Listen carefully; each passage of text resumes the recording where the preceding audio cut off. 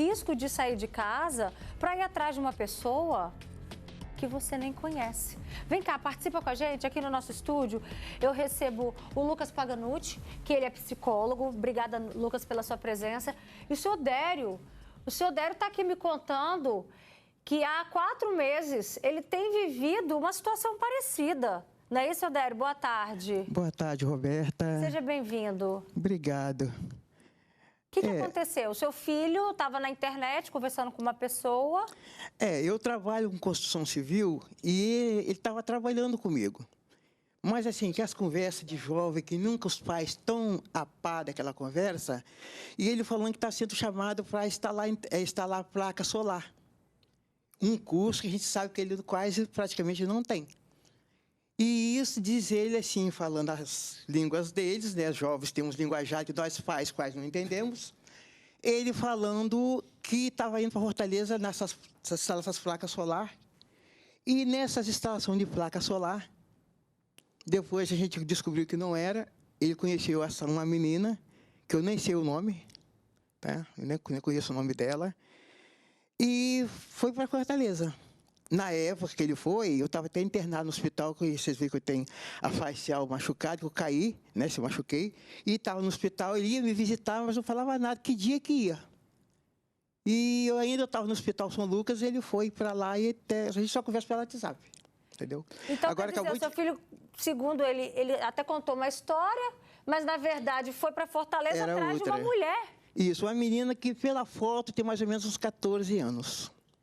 E está lá ainda? Está lá ainda. Sexta-feira passada eu vi aqui o programa falando a respeito desse assunto e mandei mensagem para vocês, né? Do caso do casal de jovens que tramaram as mortes dos pais para poder ficar junto. Que é outra coisa que nós pais também, a gente se preocupa muito com isso, entendeu? E ele está lá, a gente conversa. No começo de ter ido para lá, de vez em quando tá, que todos os filhos fazem isso. Pai me empresta 20, pai me empresta 30. Né? Ô, Lucas, o que explica essa vontade repentina, principalmente se tratando de pessoas jovens, né, adolescentes, o que a gente viu a menina aí de 12 anos nesse período de transição, quando a paixão vem a ponto de ter esse impulso e de nem desconfiar que possa ser uma armadilha do outro lado, por exemplo? Pois é, Roberta, essa é uma boa análise, porque eu percebo que a juventude é uma fase da vida em que tem muitos impulsos, né?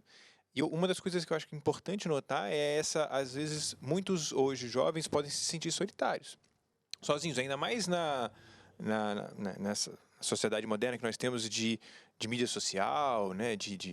A internet em si, eu acho que isso tem afastado mais os jovens, eles têm ficado cada vez mais reclusos em casa, e isso pode fazer com que eles se sintam um certo tipo de tristeza ou um desânimo em relação à vida e sintam falta dessa proximidade, né?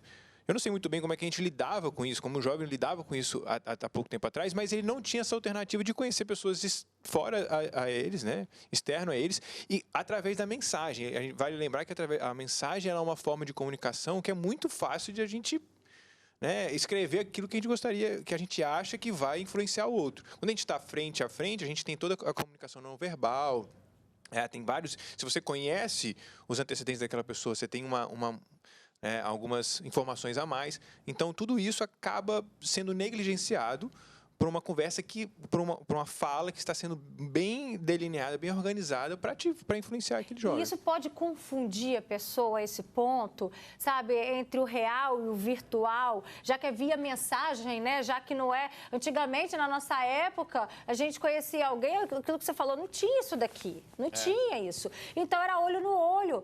Você sentia isso, se a pessoa quisesse te enganar, ela até conseguia, mas não era tão simples assim. Com a mensagem é mais fácil, né? Precisaria de mais habilidades, né? Eu conheço alguns casos de pessoas que se passavam por outras, mas isso era uma coisa bem... não era tão comum como a gente vê hoje, né, até os próprios golpes de WhatsApp, né? Então, antigamente, a pessoa precisava ser, ainda hoje, né? Precisava ser habilidoso, mas com a mídia social, com a internet, a gente consegue camuflar bastante, né, alguns aspectos importantes e só realçar aquilo que a gente gostaria, que a gente sabe que vai influenciar aquele indivíduo. Ó, só para vocês de casa entenderem, tá? Inclusive, eu convido vocês a participarem. Seu filho já conversou com pessoas estranhas na internet? Você já pegou conversas em que ele pudesse até mesmo estar um pouco envolvido, né, naquele diálogo? O filho do seu Dério já. Tanto é que ele foi parar em Fortaleza. Né? Só para vocês entenderem, ele tem 19 anos, está prestes a completar 20 agora. 24 de julho. Tá. E como é que fica a cabeça do pai, mesmo com um filho que tem 19 anos? Roberta, eu tenho vezes que eu não consigo nem dormir, preocupado. Eu, infelizmente, há 9 anos atrás, eu perdi um tiroteio, levou 5 tiros e veio a falecer. É uma perca que eu sofro até hoje. Aí eu fico aquilo na cabeça, esse lá em Fortaleza. E às vezes a gente não sabe o que está acontecendo por lá. Conversa pelo celular, agora o Lucas acabou de falar, né? Hoje em dia os filhos da gente têm umas conversas que você nem sabe nem o que ele está conversando no celular. E hoje em dia as crianças nascem hoje já com a tecnologia no celular, que é assustador para a gente, entendeu? É difícil se atualizar, né? A gente conseguir acompanhar o ritmo deles, né? Fica difícil. E para nós pais a gente fica apreensivo, né? Que esse tempo todo sem conversar. Sabe se você está falando a verdade ou se não está. Ele já mentiu indo para lá, dizer que ia trabalhar de placa solar e depois a gente descobriu que foi atrás dessa menina. Aí agora a gente sabe lá, se a conversa que ele está falando com a gente pelo WhatsApp é a mesma coisa. O coração do pai fica apreensivo. Fica. Ô Lucas, como que deve ser esse diálogo com os filhos? Porque você conseguir controlar esse sentimento também não é tão simples assim. Porque ele chega como um avassalador. É paixão, gente. Todo mundo já se apaixonou nessa vida. Você não consegue controlar tão simples assim. Talvez a gente não consiga controlar esses impulsos, mas talvez diminuir ou mitigar, a gente poderia dizer, ou seja, diminuir os impactos possíveis impactos negativos. Então, assim, olha, se você está apaixonado, né, seria prudente a gente dizer, olha, conversa comigo, se você conseguir ter essa abertura com o seu filho, né, antes de você tomar uma decisão, porque a paixão às vezes pode nos deixar meio impulsivos e tomar decisões ruins que inclusive pode implicar em toda a nossa vida, né? Eu percebo pais, por exemplo, que com boas intenções influenciam os filhos a estudarem, porque eles percebem hoje as consequências de não terem estudado, né? Alguns deles, né?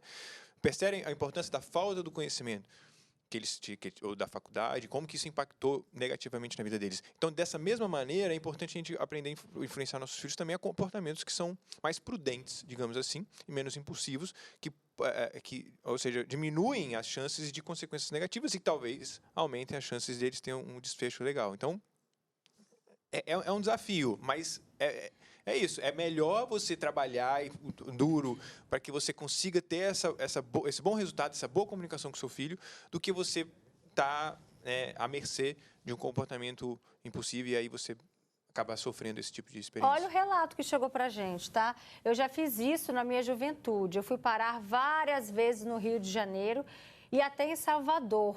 Hoje eu fico pensando o quanto eu fui doida, não faria mais. É importante, né, que essas histórias cheguem até essa nova geração impulsiva, que acha que tem que viver tudo intensamente, para que acorde, né, que o mundo não é cor-de-rosa do jeito que todo mundo pensa. Não é por aí, né? Você viu, Roberta, que sexta-feira passada o programa falou sobre o rapaz matou a mãe, né? O pai e o irmão, tramado pela menina, porque eles queriam ficar juntos. Pois é. Então, para você ver, uma forte influência, né? Você não sabe quem é a outra pessoa, mesmo que estivesse vivendo um grande amor, mas quem é a outra pessoa, né? Até mesmo os adultos caem nesses golpes, quem dirá crianças e adolescentes, né? Lucas, obrigada pela sua presença aqui com a gente. Seu Dério também. Gente, olha só, rapidinho, o seu Dério vindo para cá, para o nosso estúdio, ele perdeu a carteira na rua. Fala pra gente seu sobrenome certinho, para quem achar seus documentos. Dério Moraes da Silva, tem todos os documentos lá. Tadinho, gente. Vamos ajudar o seu Dério a achar esses documentos, tá? Obrigada pela sua presença. Eu que agradeço, Roberta, agradeço a toda a equipe, tá? Tá bom.